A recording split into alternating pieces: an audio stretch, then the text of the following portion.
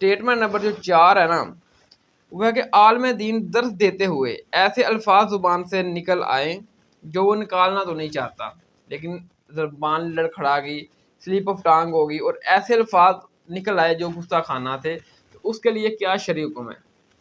میرے بھائیو، آپ کو پتہ ہے ہمارے برصغیر پاک و ہند کا جو ماحول ہے، ادھر اپنے فرقے کا عوام ہو یا مولوی، چاہے وہ قرآن کی توہین کر دے یا سرکار دو عالم صلی اللہ علیہ وسلم کی توہین اس سے ہو جائے، اپنے فرقے کا جو مولوی یا عوام وہ اس کی طویل کریں گے اور کہیں گے اس کا نیت یہ تھی نہیں تھی، ایسے تھا ایسے تھا. اور یہی یعنی کہ اس طرح کے الفاظ اگر کسی مخالف فرقے سے ادا ہو جائیں تو پھر آپ کو پتہ ہے کہ یہ معافی نہیں دیں گے کہ نہیں جی اس کو تو قتل کرنا چاہیے، ایسے ہے ایسے ہے. تو کوئی بھی عالم دین اگر وہ درس دے رہا ہے قرآن کا یا حدیث کا اور دوران درس اس کے زبان سے ایسے الفاظ نکل جاتے ہیں جو گستاخانہ ہے، لیکن اس کو پتہ نہیں چلتا، یوں ہی اس کو پتہ چلتا ہے وہ فوری طور پر جو نا وہ معافی طلب کرتا ہے کہ میرے یہ جو الفاظ تھے یہ میرا مطلب یہ نہیں تھا، جب میری سلپ آف ٹانگ ہو گئی زبان کھڑا گئی، میں ایسے الفاظ نہیں نکالنا چاہتا تھا اپنی زبان سے، بس نکل آئے. تو اس ایسی صورتحال میں میرے بھائیو وہ بندہ خود توبہ کر رہا ہے تو اس کو معافی ہونی چاہیے.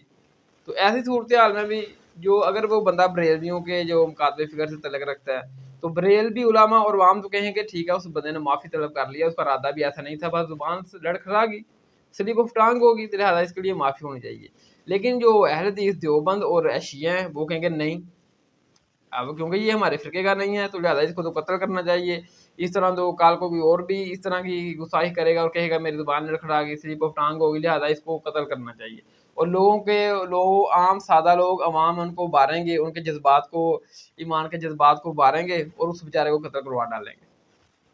خواستہ گستاخی کرتا ہے، بعد میں اس کو ندامت ہوتی ہے تو وہ توبہ کرے، اللہ معاف کر دے گا. لیکن چونکہ گورنمنٹ نے ایک لاء بنایا ہے کہ ایسا نہ ہو کہ لوگ پیغمبروں کی گستاخیاں کرتے رہیں اور بعد میں جب پکڑے جائیں تو کہتے ہیں ہم نے توبہ کر لی. تو ایسا نہ ہو، کیونکہ ہمیں تو نہیں پتہ دل سے کی ہے اوپر سے کی ہے. تو اس لیے جو گورنمنٹ لاء ہے وہ یہی ہے کہ اگر کوئی شخص کھلے لفظوں میں پیغمبر صلی اللہ علیہ وسلم کی گستاخی کرے گا تو وہ توبہ اگر کرتا ہے تو اللہ تو دل کے حالات جانتا ہے، لیکن گورنمنٹ پھر پابند ہوگی کہ اس کو سزا دے تاکہ یہ گستاخیوں کا دروازہ بند ہو جائے. آپ کا معاملہ دنیا جانتی ہے، آپ کا معاملہ مسلمان جانتے ہیں. انجینئر مرزا کو آپ اپنے طرح نہ سمجھیے کہ لوگ ایسے لگوائے دیتے ہیں. آپ کا معاملہ اور ہے، اس کا معاملہ اور ہے. ایک طرف علم سے اندھا گورا ہے اور ایک طرف ایک عالم دین اور مفتی دین ہے. یوں برابر نہیں ہو سکتے. قرآن کریم نے دن اور رات کو برابر نہیں کہا، قرآن کریم نے ماننے اور ٹھکرانے والے کو برابر نہیں کہا. مولانا آپ کا معاملہ کچھ اور تھا، یوں نہ کہیں تو اس وقت آپ کے خلاف جنہوں نے کیا آپ ادھر بھی کر رہے ہیں تو ہر بندے پہ گستاخی لگے گی. مولانا آپ کی نیت صحیح ہوگی، آپ نے صحیح نیت سے بات کی ہوگی، پر اس وقت آپ کو یہ بات نہیں کرنی چاہیے. یہ اپنے حلقہ عوام سے تو آپ مشورہ کر لیں کہ آپ اس وقت کس کے حق میں یہ بات کر رہے ہیں. آپ کا یہ بات کرنا اگرچہ نیت ٹھیک ہو کس طرف جائے گی، وہ سب ایسی بات نہ فرمائیں. میں ایک جملہ آپ کی سمجھا. ٹھیک ہے، یہ صورتحال ایسی چل رہی ہے.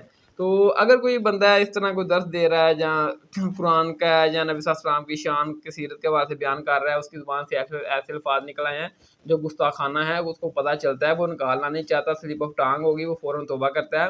تو یہی 4 علمی پوائنٹ ہے جن کے اوپر عمل کرتے ہوئے ہم اس کو انجام تک پہنچا سکتے ہیں.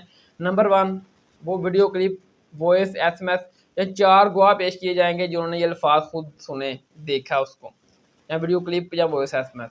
نمبر 2، اس کا میڈیکل ٹیسٹ کروایا جائے گا کہ جس بندے نے یہ الفاظ ادا کیے اس کے دماغی حالت ٹھیک تھی اس وقت. نمبر 3، اس کو FIR درج کروا کر اس کو جیل میں بھیج دیا جائے گا. جیل میں اس کے پاس پھر علماء کرام جائیں گے تمام قاتل فکر کے اور اس سے جا کے بولیں گے یہ جو تمہارے الفاظ ہیں یہ گستاخی شمار کیے جاتے ہیں، نبی صلی اللہ علیہ وسلم کی یہ توہین بنتی ہے یا قرآن کی توہین بنتی ہے، اللہ تعالیٰ کی شان میں یہ توہین بنتی ہے، تو اپنے الفاظ واپس لے لے، معافی مانگ لے، اگر نہیں تو پھر اس کا عدالت میں مقدمہ بھیج دیا جائے گا.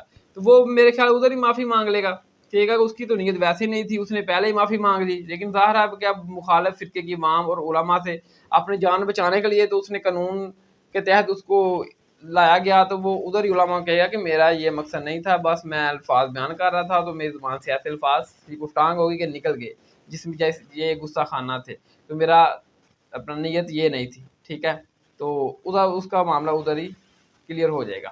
ٹھیک ہے، تو لہٰذا کوئی بھی مسلمان ہے کسی فرقے سے تعلق رکھتا ہے، اگر کوئی وہ دین کا درس دے رہا ہے یا کوئی مسئلہ بیان کر رہا ہے تو وہ بیان کرتے ہوئے اس کی زبان سے ایسے الفاظ نکلتے ہیں، سلیپ آف ٹانگ ہو جاتی ہے، وہ الفاظ گستاخانہ ہیں، تو اس کو جب بتایا جاتا تھا وہ فوراً معافی طلب کر لیتا ہے. تو میرے خیال میں اس کو اس کی جان کو نقصان پہنچانا نہیں چاہیے مخالف فرقے والے، تو اسی آڑ میں ہوتی ہیں کہ بس زبان سے کوئی ایسی چیز نکلے تو ہم جو ہے نا وہ لے کر اس کو تو پھر ایک گرما گرمی ماحول بنا دیں اور اس کی جان کو غیر محفوظ کر دیں.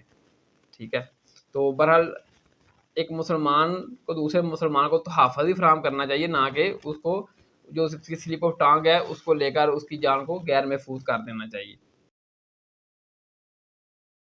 ہم نے اس قرآن کی حفاظت ایسے کی ہے کہ اگر ظاہری لحاظ سے اس میں کوئی غلطی لکھنے میں ظاہری لحاظ سے، ورنہ تو اس میں بڑی حکمت ہے، ہوئی بھی ہے، ہم نے اس کی بھی کریکشن کی کسی کو اجازت نہیں دی. جو ایک مولوی نہیں اور طارق مجہول مردود وہ کل بیٹھ بکواس کر رہے ہیں. پر تعزیرات پاکستان 295C اور 298/B کے تحت حکومت وقت کو فی الفور اس پر کارروائی کرنی چاہیے. میں رجوع کرتا ہوں اپنے الفاظ سے، جن لوگوں کا یہ خیال ہے کہ میری وجہ سے ان کو تکلیف ہوئی ہے تو میں ان لوگوں سے معذرت بھی کرتا ہوں، اللہ تعالیٰ سے توبہ بھی کرتا ہوں. ایک بندہ بھی غیرت مند نہیں بیٹھا جڑا اٹھ کے انہاں سر لاوے تو سرکار دے بارے گلاں کر رہے کمینے آ، اور اسے گرفتار کر کے اسے قرار واقعی سزا دینی چاہیے جس کی وجہ سے امت مسلمہ کے دلوں کو ٹھیس پہنچی. سور کے منہ والے تو سرکار کے بارے میں باتیں کرتا ہے، سور کے منہ والے تو سرکار کے بارے میں باتیں کرتا ہے. میں اپنے لیے بہت بڑی سعادت سمجھتا ہوں کہ نبی صلی اللہ علیہ وسلم کے ناموس پر اگر میری موت واقع ہو جائے. اگر حکومت وقت نے ایسا نہ کیا اور کوئی اور کام ہو گیا تو اس کے ذمہ دار آپ خود ہوں.